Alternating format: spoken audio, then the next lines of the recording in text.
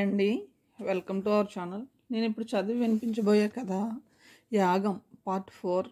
Part 3లో ఏం జరిగిందో ఒకసారి చూద్దాం. బిల్హరి మల్హోత్రా చెప్పడంతో హాస్పిటల్ సైట్ పని మీద గుంటూరు బయలుదేరుతాడు. గుంటూరులో ఎవరిని కలవాలనే విషయంలో చెక్ తీసి చూస్తాడు. పెద్దిరెడ్డి పేరు మీద ఉంటుంది. అప్పుడు చిన్నప్పుడు జరిగిన విషయాల గురించి తలుచుకుంటూ ఉంటాడు. అతను ఇంట్లోంచి వెళ్ళిపోయిన విషయం, మిషనరీ స్కూల్లో చదవడం, అక్కడ 10th ఫస్ట్లో రావడం, ఇంటర్మీడియట్ కోర్స్ కూడా మిషనరీ వాళ్ళే చెప్పిస్తారని అనుకుంటూ ఉండగా ఒక లెటర్ వస్తుంది. ఆ ఉత్తరం ప్రకారం ఈ సంవత్సరం నుంచి విద్యార్థులకు పై చదువులు చెప్పించడానికి మేనేజ్మెంట్ దగ్గర నిధులు లేవని, అందుకే విద్యార్థులు తమ ఏర్పాట్లు తామే చేసుకోవాలని ఆ ఉత్తరంలో ఉంటుంది.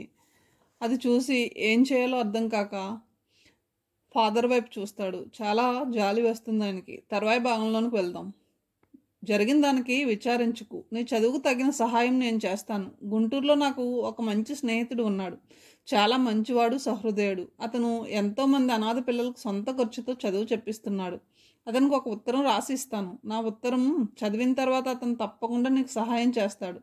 అతని పేరు పెద్దిరెడ్డి. గుంటూరులో ఏ రిక్షావాడిని అడిగినా చెప్తాడు. అతని ఇంటికి తీసుకువెళ్తాడు అన్నాడు ఫాదర్. ఉత్తరం రాసి ఇవ్వండి ఫాదర్, వెంటనే వెళ్ళి ఆయన్ని కలుసుకుంటాను అన్నాడు బిల్హరి ఉత్సాహంతో. ఫాదర్ వెంటనే ఉత్తరం రాసి బిల్హరికి ఇచ్చాడు. దాంతోపాటు కొంచెం డబ్బు కూడా ఇచ్చాడు ఫాదర్. అంతకుముందు రోషి పంపించిన డబ్బు జాగ్రత్తగా దాచుకుని ఉన్నాడు బిల్హరి. అది ఇప్పుడు ప్రయాణానికి ఉపయోగపడింది. బస్సు గుంటూరు చేరుకునేంత వరకు బిల్హరి మనసులో లేదు. ఎంతో ఆస్తో పెద్దిరెడ్డి దగ్గరకు వెళ్తున్నాడు. ఫాదర్ చెప్పినట్టుగా అతను ఇంతకు ముందే ఎంతోమంది పేద విద్యార్థులకు సహాయం చేస్తున్నాడు. ఇప్పుడు వాళ్లకు తోడుగా తను వెళ్తున్నాడు. ఆదరిస్తాడో లేదో తెలియదు. ఎక్కడో మూల ఖచ్చితంగా ఆదరిస్తాడని నమ్ముతున్నాడు బిల్హరి.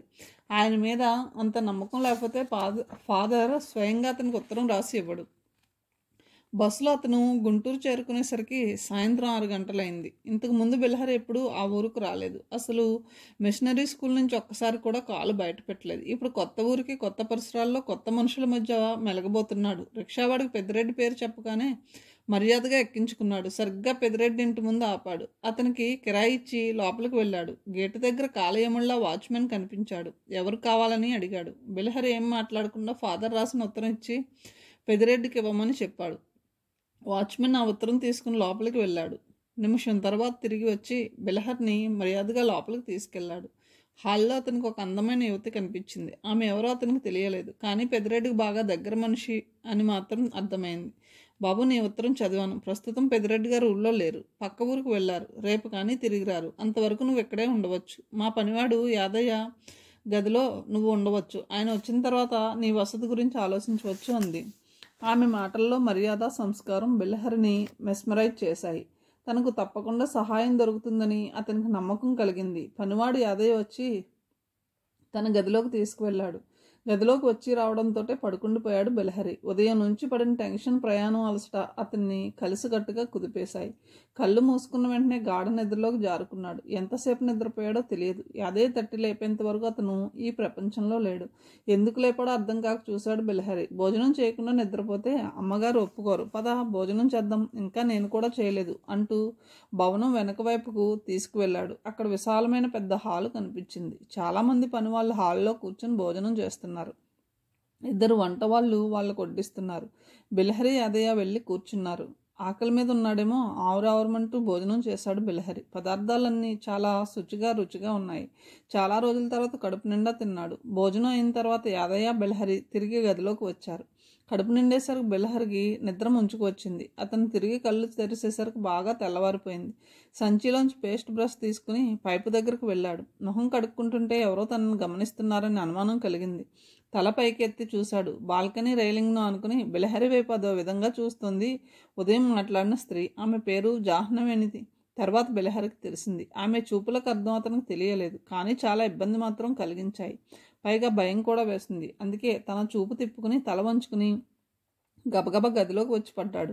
మధ్యాహ్నం వరకు పెద్దిరెడ్డి రాలేదు. ఎప్పుడు వస్తాడో బిల్హరికి తెలియలేదు. టైంకు మాత్రం కాఫీ, టిఫిన్, భోజనం టంచనగా జరుగుతుంది. మధ్యాహ్నం యాదయ్య బిల్హరి భోజనం చేసి గదిలో కూర్చున్నారు.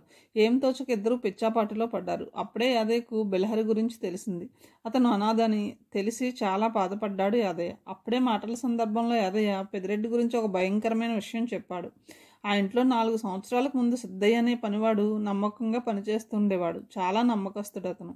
పైగా నిజాయితీపడు. ఆ ఇంటిలో అతనికి తప్ప పెద్దిరెడ్డి గదిలోకి వెళ్ళే అధికారం కానీ అవసరం కానీ ఎవరికీ లేవు. ఒకరోజు అలవాటు ప్రకారం అతను పెద్దిరెడ్డి గది శుభ్రం చేయడానికి వెళ్ళాడు. అప్పుడే పెద్దిరెడ్డి తన చేతి ఉంగరం గదిలో టీపై మీద పెట్టి బాత్రూంలోకి వెళ్ళాడు.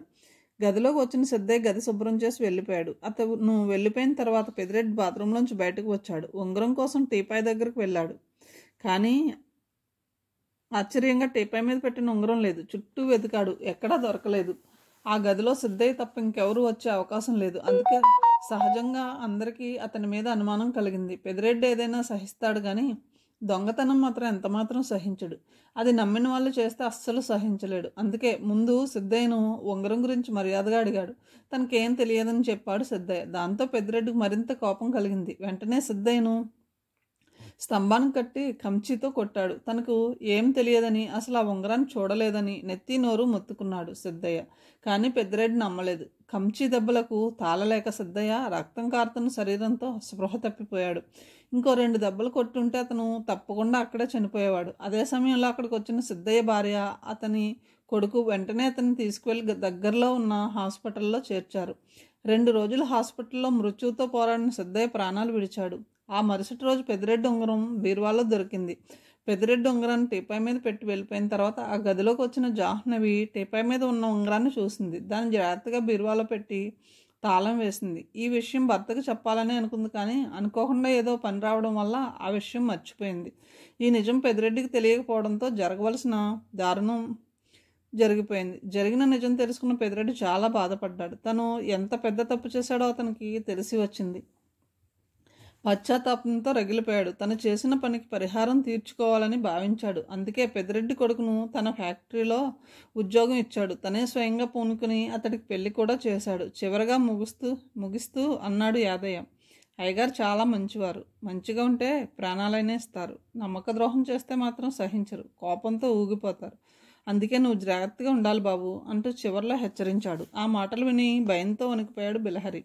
ఆ రోజు సాయంత్రం పెద్దిరెడ్డి వచ్చాడు. యాదయ్య ఈ విషయం బిలహరికి చెప్పి అతన్ని పెద్దిరెడ్డి దగ్గరకు తీసుకువెళ్ళాడు. విశాలమైన హాల్లో, అంతకంటే విశాలమైన సోఫాలో కూర్చుని ఉన్నాడు పెద్దిరెడ్డి. పేరుకు తగినట్టుగానే కొంచెం భయంకరంగా మొరటుగా ఉన్నాడు అతను.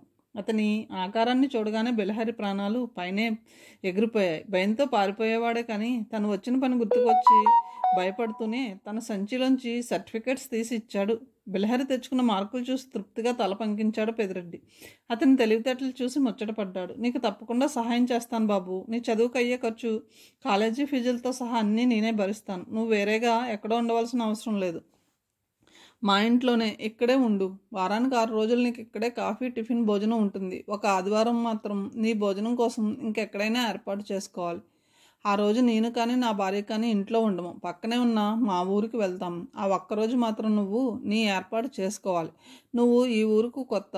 నీకు ఇక్కడ తెలిసిన వాళ్ళు ఎవరూ లేరని నాకు తెలుసు. అందుకే ఆ ఏర్పాటు నేనే చేస్తాను. నాకు తెలిసిన స్నేహితుడు ఒకడున్నాడు. అతని పేరు శంకర్ నారాయణ. చాలా మంచివాడు, సహృదయుడు. అతనితో మాట్లాడతాను. నీకేం ఇబ్బంది కలగదు అన్నాడు పెద్దిరెడ్డి.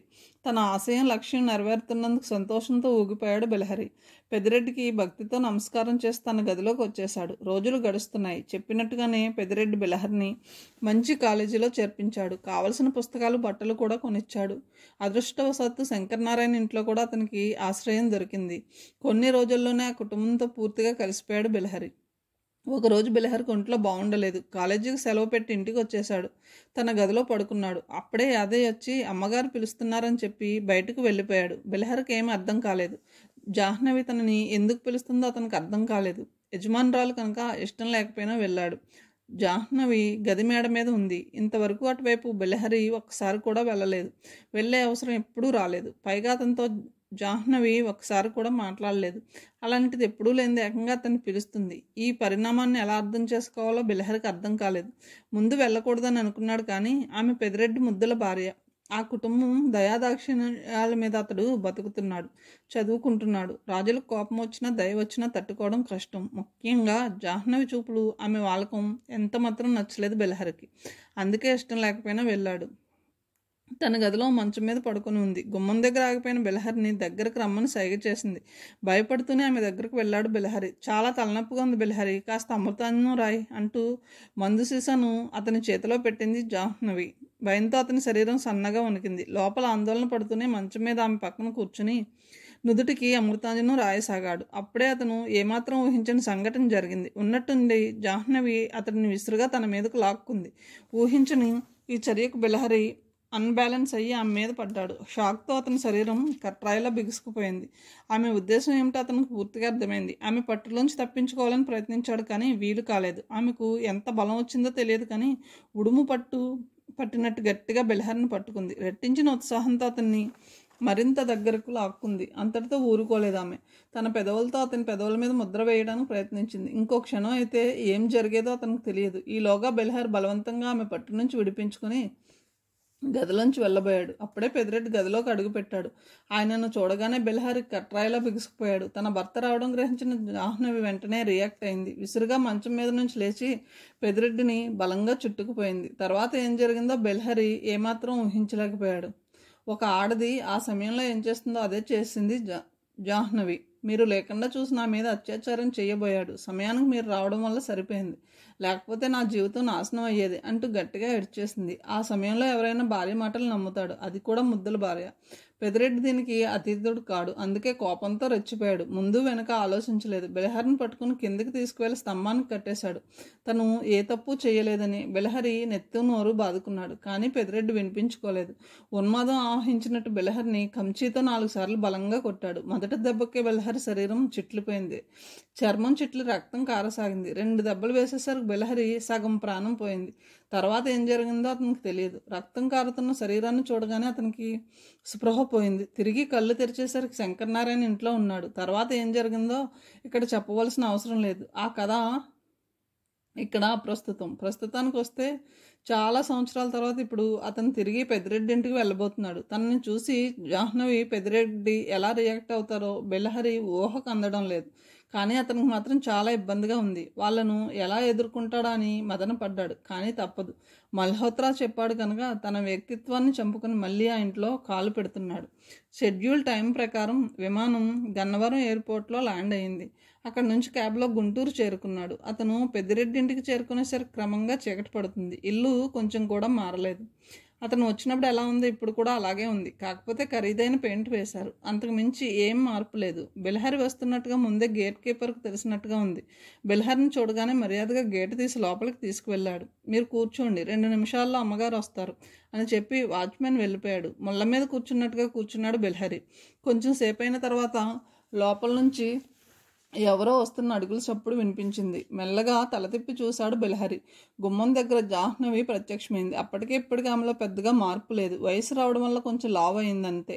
అంతకు మించి ఆమె అందం కానీ ఆకర్షణ కానీ ఏమాత్రం తగ్గలేదు. అయితే మనిషిలో మునుపటి ఉత్సాహం లేదు. ఏదో పోగొట్టుకున్నట్టుగా కనిపించింది. అతను జాహ్నవిని గుర్తుపట్టినట్టుగానే ఆమె బెలహరిని గుర్తుపట్టింది. ఇద్దరు కొన్ని క్షణాల పాటు ఏం మాట్లాడకుండా మౌనంగా ఉండిపోయారు. అంతకు ముందు రోజు మల్హోత్రా జాహ్నవికి కాల్ చేసి తన మనిషి అక్కడికి వస్తున్నాడని చెప్పాడు. ఒక డాక్టర్ అని చెప్పాడు, కానీ పేరు చెప్పలేదు. అందుకే బెలహరిని చూసి నిర్ఘాంతపోయిందామె. ఇద్దరిలో ముందుగా బెలహరి తేరుకున్నాడు. ఎలా ఉన్నారు మేడం అని అడిగాడు. ఏదో ఉన్నాం డాక్టర్ గారు. తన తరపు నుంచి ఒక డాక్టర్ వస్తున్నాడని మల్హోత్రా కాల్ చేసి చెప్పాడు, కానీ పేరు చెప్పలేదు. అది మీరు అవుతారని అనుకోలేదు. చాలా సంవత్సరాల తర్వాత మిమ్మల్ని చూస్తున్నందుకు నాకు ఒకవైపు సంతోషంగా, ఇంకోవైపు సిగ్గుగా ఉంది అంది జాహ్నవి. ఎందుకు మేడం? తెలిసినా తెలియనట్టు అడిగాడు బెలహరి. మీరు మర్చిపోయినా నేను మాత్రం ఇంకా మర్చిపోలేదు. ఆ రోజు మీకు ఎంతో ద్రోహం చేశాం. చిన్నవాడివని కూడా ఆలోచించకుండా రాక్షసుల్లా ప్రవర్తించాం. చెయ్యని నేరానికి మిమ్మల్ని ఇష్టం వచ్చినట్టు కొట్టాం. నన్ను నేను కాపాడుకోవాలని లేనిపోని అబండాలు మీ మీద వేశాను. నా భర్తకు అబద్ధం చెప్పి మిమ్మల్ని ఇంట్లోంచి గెంటేయించాను. మీకు అందవలసిన సహాయం అందకుండా చేశాను. అది తలుచుకుంటే ఇప్పటికీ నా శరీరం సిగ్గుతో కుచించుకుపోతుంది. బెలహరి చల్లగా నవ్వాడు. జరిగింది మర్చిపోండి. తప్పు చేయడం తప్పు కాదు, కానీ ఆ తప్పును తెలుసుకోకపోవడం పెద్ద తప్పు. మీ తప్పు తెలుసుకున్నారు, పశ్చాత్తాపం పడుతున్నారు. ఇంతకంటే గొప్ప విషయం ఇంకేముంటుంది? గతాన్ని తలుచుకోవడం వల్ల ఎలాంటి ప్రయోజనం ఉండదు, బాధ తప్ప.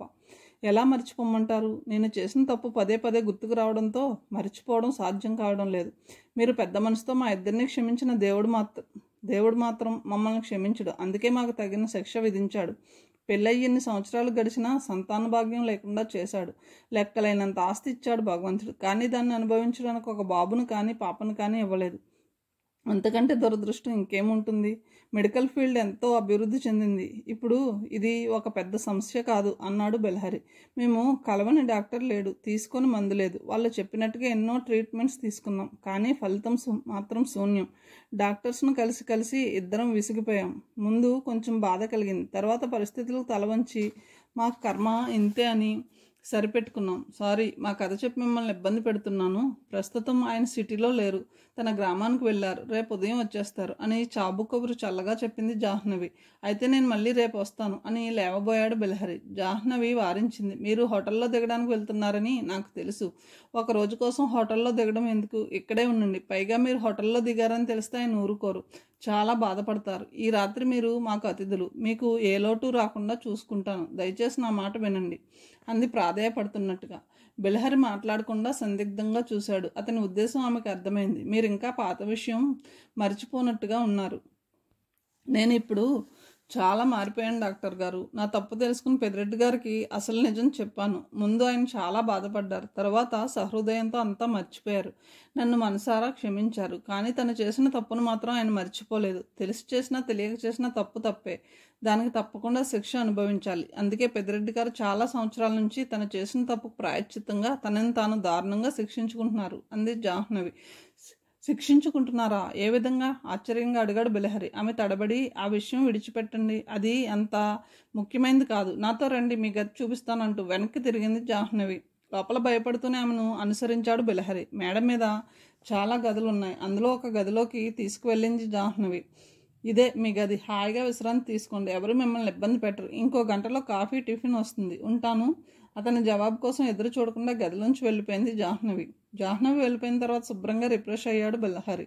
విశ్రాంతిగా మంచం మీద కూర్చున్నాడు. అంత పెద్ద ఇల్లు నిశ్శబ్దంగా నిస్తేజంగా ఉంది. ఒంటరిగా కూర్చోవాలంటే బోర్ కొట్టింది బెల్హరికి. అందుకే బ్యాగ్లోంచి ఒక మెడికల్ జర్నల్ తీసి చదవడం మొదలుపెట్టాడు. 4 పేజీలు చదివేసరికి వంటవాడు టిఫిన్ కాఫీతో నిండిన ట్రైన్ తీసుకువచ్చి టీపై మీద పెట్టాడు. 8:30కు భోజనం సిద్ధంగా ఉంటుంది, అమ్మగారు చెప్పమన్నారని చెప్పి వెళ్ళిపోయాడు నౌకరు. జీడిపప్పుతో చేసిన ఉప్మా చాలా రుచిగా ఉంది. టిఫిన్ పూర్తి చేసి కాఫీ తాగాడు. తర్వాత తిరిగి పుస్తకం చదవడంలో నిమగ్నమయ్యాడు. సరిగ్గా 8:30కు వంటవాడు గదిలోకి వచ్చి బెల్హర్ని డైనింగ్ టేబుల్ దగ్గరకు తీసుకువెళ్ళాడు. అప్పటికే టేబుల్ మీద అంతా సిద్ధం చేసి ఉంది. జాహ్నవి అప్పుడే ప్లేటు పెడుతూ అతని వైపు చూసి నవ్వింది. అప్పుడే స్నానం చేసినట్టుగా ఉంది ఆమె. గంజి పెట్టిన ఆర్గంజి చీర కట్టుకుంది. చీర ఆమె శరీర ఆకృతికి సరిపోయిందో లేక శరీర ఆకృతికి చీరకు సరిపోయిందో తెలియదు, కానీ ఆ చీరలో ఆమె అందం ఇంకా ఇనుమడిస్తోంది. ఆ చీరలో ఆమె వంపు సంపులు ప్రస్ఫుటంగా కొట్టొచ్చినట్టుగా కనిపిస్తోంది. అతను కొసరి వడ్డించింది జాహ్నవి. ఆమె భోజనం చేయకపోవడం చూసి, మీరు కూడా కూర్చోండి, వంటవాడు వడ్డిస్తాడు అన్నాడు బెల్హరి. సారీ, ఈరోజు నేను ఉపవాసం, మంచినీళ్ళు కూడా తాగను అంది జాహ్నవి నవ్వుతూ. ఆమె ఎందుకు ఉపవాసం ఉంటుందో ఊహించగలిగాడు బెల్హరి, అందుకే కారణం అడగలేదు. భోజనం అయిన తర్వాత కొంచెం సేపు ఇద్దరు పాత విషయాలు మాట్లాడుకున్నారు. తర్వాత బెల్హరి తన గదిలోకి వచ్చి పడుకున్నాడు. పడుకున్న వెంటనే అతనికి గాఢంగా నిద్ర పట్టింది. టైం ఎంతైందో తెలియదు. ఉన్నట్టుండి అతనికి మెలకువ వచ్చింది. బయట నుంచి ఏదో శబ్దం అస్పష్టంగా వినిపిస్తుంది. ముందది తన భ్రమ అనుకున్నాడు, కానీ ఆ చప్పుడు మళ్ళీ మళ్ళీ వినిపించింది. తర్వాత లీలగా ఎవరిదో గొంతు వినిపించింది. ఆ తర్వాత సన్నగా ఏడుపు వినిపించింది. కప్పుకున్న దుప్పటిని పక్కకు తొలగించి గదిలోంచి బయటకు వచ్చి చూశాడు. కారిడార్ దాదాపు చీకటిగా ఉంది. అక్కడక్కడ మాత్రం చిన్న 0 వాట్ బల్బ్ మాత్రం గుడ్డిగా వెలుగుతున్నాయి. అయితే కారిడార్లో ఉన్న చివరి గదిలో మాత్రం దేదీప్యమానంగా లైట్లు వెలుగుతున్నాయి. ఆ గదిలోంచి చప్పుడు వస్తుందనే అనుమానం కలిగింది బెల్హరికి. అది పెద్దిరెడ్డి గది. అటువైపు వెళ్ళాలా వద్దా అని కొన్ని క్షణాల పాటు సందిగ్ధంలో పడ్డాడు. అతను ఈ విధంగా ఆలోచిస్తుంటే గదిలోంచి మళ్ళీ చప్పుడు వినిపించింది. వెంటనే ఒక గొంతు దీనంగా పలికింది. దయచేసి నా మాట వినండి, ఈ దారుణాన్ని ఆపండి. నేను చేసిన తప్పుకు మీరు ఎందుకు శిక్ష అనుభవిస్తారు?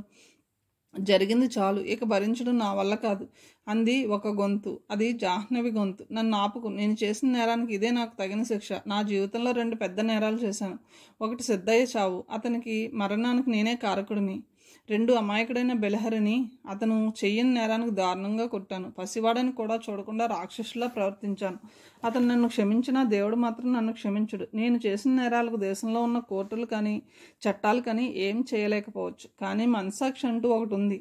దానికి ఎవరైనా జవాబు చెప్పవలసిందే. అది ప్రతి క్షణం మనం చేసిన తప్పులను ఎత్తి చూపుతుంది. అందుకే ఈ బాధ భరించలేకపోతున్నాను. నన్ను నేను శిక్షించుకోవడం తప్ప ఇంకో మార్గం నాకు కనిపించడం లేదు అన్నాడు పెద్దిరెడ్డి.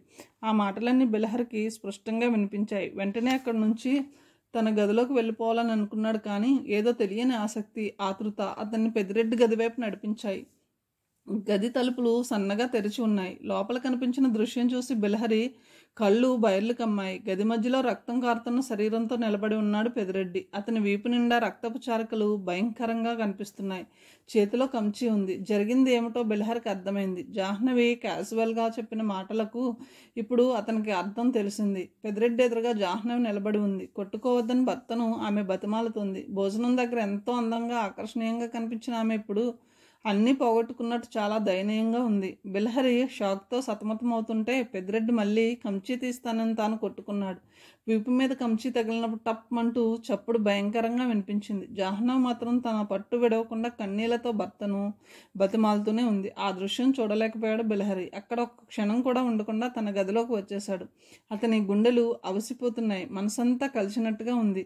ఇంతకాలం పెద్దిరెడ్డి గురించి ఎంతో తప్పుగా ఆలోచించాడు. ఒక మొరటు మనిషి అని, చదువు సంజ ఏమాత్రం లేని రాక్షసుడని అనుకున్నాడు. కానీ అతడు కూడా తన ఒక మనిషిని, అతనిలో కూడా స్పందన, మానవత్వం ఉన్నాయని ఇప్పుడు తెలిసి వచ్చింది. ముఖ్యంగా అతనిలో మామూలు మనుషుల కంటే మానవత్వం కొన్ని పాళ్ళు ఎక్కువగా ఉంది. అందుకే తను ఎప్పుడో చేసిన తప్పుకి ఇన్ని సంవత్సరాలు శారీరకంగా, మానసికంగా శిక్ష అనుభవిస్తూనే ఉన్నాడు. తనని తాను భయంకరంగా శిక్షించుకుంటున్నాడు. నిజానికి బిలహరి ఆ చేదు సంఘటన ఎప్పుడో మర్చిపోయాడు. ఒక రకంగా ఆ రోజు పెద్దిరెడ్డి అలా ప్రవర్తించడం అతనికి ఎంతో లాభం కలిగించింది. శంకరనారాయణ ఇంటికి వెళ్ళే అవకాశం కలిగింది. ఒక పెద్ద డాక్టర్ అయ్యే వీలు కలిగింది. ఒక రకంగా బిలహరి ఎదుగుదలకు పరోక్షంగా పెద్దిరెడ్డి కారకుడని చెప్పాలి. అతను చేసిన ఆ పని వల్ల బిలహరికి మేలు జరిగింది కానీ నష్టం జరగలేదు. ఆ రోజు రాత్రి అంతా పెద్దిరెడ్డి గురించి ఆలోచిస్తూ బాధపడ్డాడు.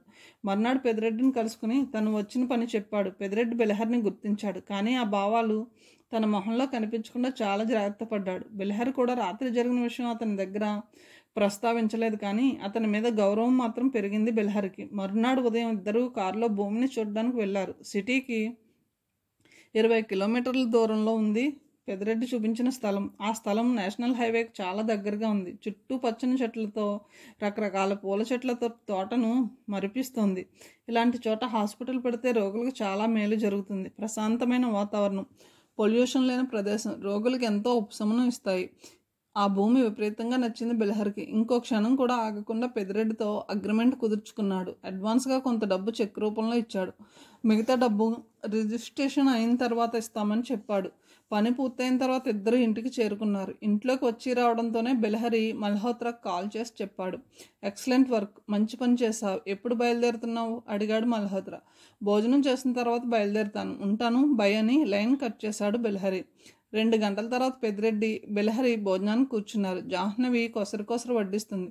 పెద్దిరెడ్డి అప్పుడప్పుడు బిలహరి గురించి అడుగుతున్నాడు. దేశంలో నెంబర్ 1 ప్లాస్టిక్ సర్జన్గా పేరు తెచ్చుకున్న బిలహరిని చూసి పెద్దిరెడ్డికి ఆశ్చర్యంతో పాటు ఆనందం కలిగింది. మీతో ఒక విషయం చెప్పాలని అనుకుంటున్నాను, ఏమనుకోరు కదా ఉన్నట్టుండి అన్నాడు బిలహరి. ఏమనుకోను, నిరభ్యంతరంగా అడగండి అన్నాడు నవ్వుతూ పెద్దిరెడ్డి. మా హాస్పిటల్ గురించి మీకు ప్రత్యేకంగా చెప్పవలసిన పని లేదు. నాకంటే మీకు మల్హోత్రాతో బాగా పరిచయం ఉంది. మా హాస్పిటల్లో ఎలాంటి వసతులు ఉన్నాయో, ఏ జబ్బులకు ఎలాంటి ట్రీట్మెంట్ ఇస్తున్నారో మీకు మల్హోత్రా గారు చెప్పే ఉంటారు. అయినా ఇంకోసారి చెప్తున్నాను, మా హాస్పిటల్లో చెయ్యని వైద్యం లేదు, ఇవ్వని ట్రీట్మెంట్ లేదు. మీరు జాహ్నవి కలిసి మా హాస్పిటల్కి ఒకసారి వస్తే బాగుంటుంది. నేను ఈ మాటలు ఎందుకు చెప్తున్నానో మీకు అర్థమైందనుకుంటాను అన్నాడు బిలహరి. అలాగే, తప్పకుండా వస్తాను, త్వరలోనే వస్తాం అని నవ్వాడు పెద్దిరెడ్డి. థ్యాంక్స్, మీరు వచ్చే ముందు నాకు ఒకసారి కాల్ చేయండి, మీకు కావాల్సిన ఏర్పాట్లు చేస్తాను అన్నాడు బిలహరి. అలాగే అని తల ఊపాడు పెద్దిరెడ్డి. జాహ్నవి కళ్ళు లీలగా మెరవడం బిలహరి గమనించాడు. భోజనం అయిన తర్వాత బిలహరి తన బ్రీఫ్ కేస్ తీసుకుని బయలుదేరాడు. అప్పుడే ఏదో ఫోన్ కాల్ రావడంతో పెద్దిరెడ్డి అవతలకు వెళ్ళాడు. జాహ్నవ్తో ఒంటరిగా మాట్లాడడానికి ఇదే మంచి సమయం అనుకుని ఆమె దగ్గరికి వెళ్ళాడు. ఒక కాగితం ఆమెకి ఇచ్చాడు. ఆమె ఆశ్చర్యంగా కాగితం అందుకుని తెరిచి చూసింది. అందులో 2 వాక్యాలు ఉన్నాయి. పెద్దిరెడ్డి గారు, ఆ చేదు సంఘటన నేను ఎప్పుడో మర్చిపోయాను. మీరు కూడా మర్చిపోతే మంచిది. మీ మీద కానీ జాహ్నవ్ గారి మీద కానీ నాకు ఎలాంటి కోపం, ద్వేషం లేదు. దయచేసి మిమ్మల్ని మీరు శిక్షించుకోవడం మానండి. అప్పుడే నేను ప్రశాంతంగా ఉండగలను. బిలహరి. కారు వేగంగా వచ్చి పోర్టుకోలో ఆగింది. అందులోంచి రోసి కంగారుగా దిగి లోపలికి వెళ్ళింది.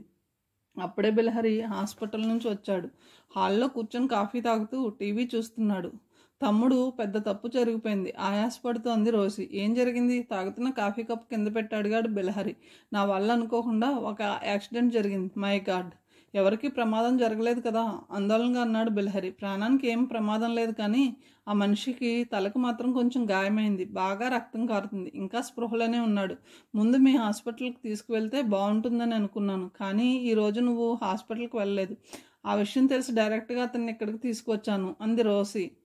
మంచి పని చేసావు. పేషెంట్ ఎక్కడున్నాడు? అడిగాడు బిలహరి. కారులో ఉన్నాడు. తీసుకురమ్మంటావా? ఆలస్యం ఎందుకు, వెంటనే తీసుకురా. నాయర్ సహాయంతో అతన్ని మన మెడికల్ గదిలో పడుకోబెట్టు. ఈలోగా మందులు తీసుకుని నేను వస్తాను అన్నాడు బిలహరి. వెంటనే రోసి నాయర్ సహాయంతో కారులో ఉన్న పేషెంట్ను మెడికల్ గదిలోకి తీసుకువెళ్ళి మంచం మీద పడుకోబెట్టింది. బిలహరి శుభ్రంగా చేతులు కడుక్కొని గ్లౌజ్ వేసుకుని గదిలోకి అడుగుపెట్టాడు. మంచం మీద పడుకున్న వ్యక్తి వైపు పరీక్షగా చూశాడు. అంతే, తాచుపామును చూసినట్టు ఒక్కసారిగా ఉలిక్కిపడ్డాడు. తను చూస్తుంది నిజమా కళ అన్న సందేహంలో పడిపోయాడు. అందుకే దగ్గరికి వెళ్ళాడు. పేషెంట్ మొహం పెట్టి మరోసారి పరీక్షగా చూశాడు. సందేహం లేదు, అతను కోటిలింగం. ఏ వ్యక్తి అయితే బిలహరిని మిషనరీ స్కూల్లో అడుగడుగునా అవమానించాడో, అంతేకాకుండా రోషిని మానభంగం చేయడానికి ప్రయత్నించాడో, ఇప్పుడు ఆ మనిషి అతనికి ఎదురు గాయాలతో పడి ఉన్నాడు. అది నిస్సహాయ స్థితిలో. కోపంతో బిలహరి మొహం ఎర్రగా అయింది. కోటిలింగం వైపు నిర్లక్ష్యంగా చూసి గదిలోంచి బయటకు వెళ్ళబోయాడు. అప్పుడే రోసి గదిలోకి వచ్చింది. ఏమిటి వెళ్ళిపోతున్నావు? అతనికి ట్రీట్మెంట్ ఇవ్వవా అని అడిగింది. పేషెంట్ ఎవరో నీకు తెలుసు అనుకుంటాను, గంభీరంగా అన్నాడు బిలహరి. తెలుసు, అతను కోటిలింగం. నాతో పాటు మిషనరీ స్కూల్లో పనిచేశాడు. నీకు కూడా అతను బాగా తెలుసు. అయితే ఏమిటి అంది రోసి నిబ్బరంగా. ఆశ్చర్యంగా ఆమె వైపు చూశాడు బిలహరి. అతని గురించి తెలిసే మన ఇంటికి తీసుకొచ్చావా? నీ ఉద్దేశం నాకు అర్థమైంది. అతను చెడ్డవాడే కావచ్చు, నీచుడే కావచ్చు, కానీ అతను కూడా ఒక మామూలు మనిషి. అందరూ తప్పు చేసినట్టు అతను కూడా తప్పు చేశాడు. అంత మాత్రాన్ని నువ్వు అతనికి వైద్యం నిరాకరించడం మానవత్వం అనిపించుకోదు. పేషెంట్ ఎవరైనా కావచ్చు, హంతకుడే కావచ్చు, దోపిడీ దొంగ కావచ్చు, కానీ అతను నీ పేషెంట్. ఒక డాక్టర్గా అతని ప్రాణాలు కాపాడడం నీ బాధ్యత. లేకపోతే నువ్వు డాక్టర్వి కాదు. అందుకే ఇంకేం ఆలోచించకుండా అతనికి వైద్యం చెయ్యి అంది రోసి. నీకు పెద్ద మనసు ఉండవచ్చు. అతని స్థానంలో ఇంకెవరైనా ఉంటే తప్పకుండా క్షమించేవాడిని, కానీ ఇతన్ని మాత్రం క్షమించలేను. అడుగడుగునా అతను చేసిన అవమానం, మానసిక హింస ఇంకా నా మనసులో పచ్చిగానే ఉంది. అంతటితో అతను ఊరుకోలేదు. ఆ రోజు నిన్ను పైశాచికంగా మానభంగం చేయబోయాడు. సమయానికి నేను రావడం వల్ల ఎలాంటి అనర్థం జరగలేదు. నువ్వు క్షేమంగా బయటపడ్డావు. అదంతా ఇంకా నా కళ్ళ ముందు కదులుతూనే ఉంది. వృత్తిరీత్యా నేను డాక్టర్ను కావచ్చు, కానీ అంతకంటే ముందు నేను మనిషిని. నాలో కూడా భావోద్వేగాలు ఉన్నాయి. వాటిని ఆపుకోవడం నాకు వీలు కావడం లేదు. ఇంతకాలం నువ్వు చాలా గొప్పవాడివని అనుకున్నాను. నా తమ్ముడు పరిపూర్ణుడు అనుకుని లోపల మురిసిపోయాను. తప్పు చేసే వాళ్ళను కూడా క్షమించే ఉదార గుణం ఉందని గర్వపడ్డాను. కానీ నువ్వు కూడా ఒక సగటు మనిషివని ఇప్పుడు తెలిసింది. డాక్టర్గా గొప్ప పేరు, విజయాలు సాధించావు, కానీ ఒక మనిషిగా నీలో ఇంకా పరిపూర్ణత్వం రాలేదు. దీనికి కారణం నీ తప్పు కాదు, నా పెంపకం. నేనే నిన్ను సరిగ్గా పెంచలేదు. నేను అనుకున్నట్టుగా నిన్ను పెంచి ఉంటే నువ్వు ఇలా మాట్లాడేదానివి కాదు. జీవితంలో మాత్రమే ఓడిపోయానని అనుకున్నాను. ఒక అక్కగా కూడా నేను ఓడిపోయానని ఇప్పుడే తెలిసింది. ఈ పరిస్థితిలో నేను ఇక్కడ ఉండడం నీకు మంచిది కాదు, నాకు మంచిది కాదు. అందుకే వెళ్ళిపోతున్నాను అని విసురుగా వెనక్కి తిరిగింది. బిలహరి చప్పున రోసి చెయ్యి పట్టుకున్నాడు. అంత మాట అనకక్క. నువ్వు కొట్టు తిట్టు, కానీ నన్ను విడిచి వెళ్తానని మాత్రం అనకు. నేను తట్టుకోలేను. నువ్వు లేకుండా ఒక్క క్షణం కూడా ఈ ప్రపంచంలో బ్రతకలేను. నేను ఒక అనాథను. నా అన్నవాళ్ళు లేని ఏకాకిని. దేవుడి దయ వల్ల నువ్వు నాకు తోడయ్యావు. ఎన్నో సంవత్సరాల తర్వాత నిన్ను కలుసుకున్నాను. ఇప్పుడు ఈ చిన్న విషయాన్ని నిన్ను వదులుకోదలుచుకోలేదు. నీకోసం ఏమైనా చేస్తాను. కోటిలింగానికి తప్పకుండా ట్రీట్మెంట్ ఇస్తాను, కానీ నువ్వు మాత్రం నాకు మాట ఇవ్వాలి అన్నాడు బిలహరి. నీకోసం ఏమైనా చేస్తాను చెప్పు అంది రోసి. ఇంకెప్పుడు నన్ను విడిచి వెళ్ళిపోతానని అనకు. కావాలంటే నన్ను నీ ఇష్టం వచ్చినట్టు తిట్టు, కొట్టు, అంతేకాని నన్ను మాత్రం ఒంటరివాడిని చేసి వెళ్ళకు అన్నాడు పేలవంగా. ఛా, నిన్ను విడిచి నేను ఎక్కడికి వెళ్తాను? నాకు మాత్రం ఈ ప్రపంచంలో నువ్వు తప్ప ఇంకెవరున్నారు? ఏదో కోపంలో అన్నాను, అది మనసులో పెట్టుకోకు. వెంటనే ఆలస్యం చేయకుండా కోటిలింగానికి చికిత్స చేయి అంది రోసి. ఆ తర్వాత తతంగం చాలా వేగంగా జరిగిపోయింది. ముందు బిలహరి కోటిలింగం గాయాన్ని టించర్తో శుభ్రం చేసి కట్టాడు. సెప్టిక్ కాకుండా ఇంజెక్షన్ ఇచ్చాడు.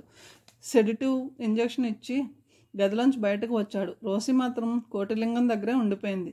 గదిలోకి వచ్చిన బిలహరి కిటికీ దగ్గరకు వెళ్ళి నిలబడ్డాడు. మొదటిసారి కోటిలింగంతో జరిగిన పరిచయం అప్రయత్నంగా అతనికి గుర్తుకు వచ్చింది. ఆ రోజు బిలహరి మిషనరీ స్కూల్లో చేరిన మొదటి రోజు. అందరం పిల్లలతో పాటు బిలహరి కూడా మెస్లో భోజనం కోసం కూర్చున్నాడు. అందరి ముందు కంచాలు గ్లాసులు ఉన్నాయి, కానీ ఎవరు భోజనం వడ్డించడం లేదు. పని వాళ్ళు ఎవరు అన్నం వడ్డించడానికి ప్రయత్నించడం లేదు. ఎవరి కోసమో ఎదురు చూస్తున్నట్టు మాటిమాటికి గుమ్మం వైపు చూస్తున్నారు. వాళ్ళకు కొంచెం కూడా అర్థం కాలేదు బెలహరికి. మిగతా పిల్లలు ఇది మామూలే అన్నట్టుగా మౌనంగా ఉన్నారు. కానీ బెలహరి మాత్రం అసహనంతో రగిలిపోతున్నాడు.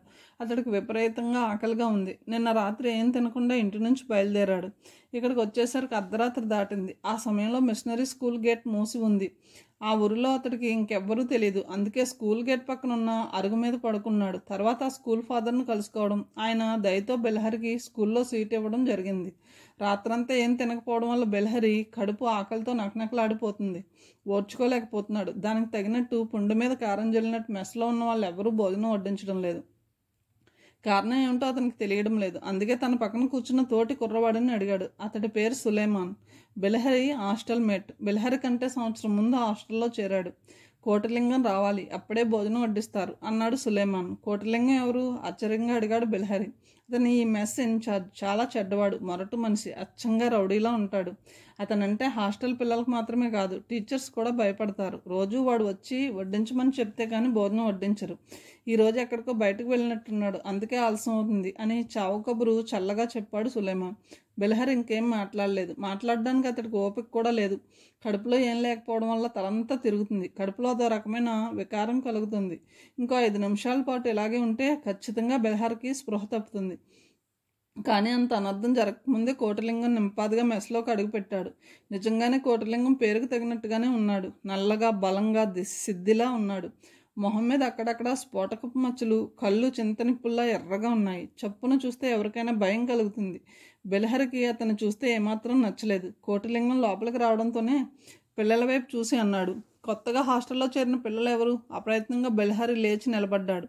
కోటిలింగం అతని వైపు అదో రకంగా చూసి, నీ పేరు అని అడిగాడు. బెలహరి మెల్లగా చెప్పాడు. నీకు అమ్మా నాన్న ఉన్నారా అడిగాడు. లేరు, నేను ఒక అనాథను అన్నాడు బెలహరి. అనాథమైనా చూడ్డానికి చాలా స్మార్ట్గా ఉన్నావు. మీ అమ్మ ఎవరితో పడుకుందో కానీ తెల్లగా పుట్టావని ఎగతాళిగా నవ్వాడు. అతనికి వంత పాడుతూ మిగతా పిల్లలు కూడా గట్టిగా నవ్వారు. వాళ్ళు నవ్వుతో మెస్ ఒక్కసారిగా మార్మోగిపోయింది. అవమానంతో బెలహరి మొహం ఎర్రగా అయింది. ఆవేశంతో అతడి పిడికిలు గట్టిగా బిగుసుకున్నాయి. అమాంతం కోటిలింగం మీద పడి ఇష్టం వచ్చినట్లు కొట్టాలనిపించింది. కానీ ఆ పని చేసే ధైర్యం కానీ బలం కానీ అతడికి లేవు.